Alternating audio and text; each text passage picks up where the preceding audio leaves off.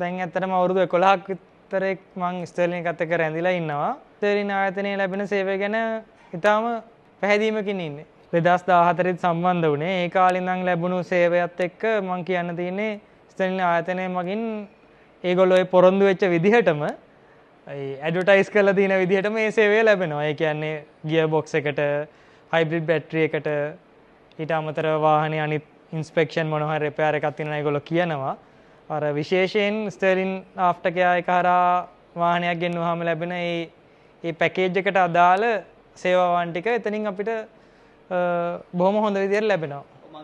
ඔව් කාලෙකින් මම මෙතෙන්ට ආවේ දැන් මේ මොකද අපේ අනිත් වාහනවල දැන් වොරන්ටි පීරියඩ් එක ඉවරයි. නමුත් අපි එනවා මේ වෙනම මුදල් ගෙවලා ස්ටර්ලින් ආයතනට ඇවිල්ලා සර්විස් කරගන්න. හැබැයි අද ආවේ වොරන්ටි එකක් එක්ක කාලෙකින් අලුත් මේ වාහනයක් පොඩි වාහනයක් ගත්තා ගෙදර පාවිච්චියට.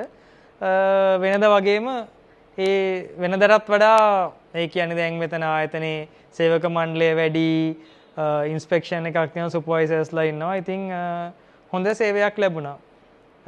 වෙළඳ පොලේ තියෙන තරංගකාරීත්වයත් එක්ක විවිධාකාර අය වාහන ගෙන්නනවා. නමුත් ස්ටර්ලින් ආෆ්ටර් කෙයාර් එකත් එක්ක ඒ වගකීම තියෙන වාහනයක් ගෙන්නුවොත් අපේ වාහනයක් ගන්න ඉන්න කෙනෙක්ට බොහොම හොඳ සේවයක් ලැබෙයි. මොකද ඒගොල්ලෝ ගෙන්නන්නේ ජපානයයි ලංකාවයි සම්බන්ධ වෙලා ඊටාම ගුණාත්මක තත්වයේ තියෙන වාහන.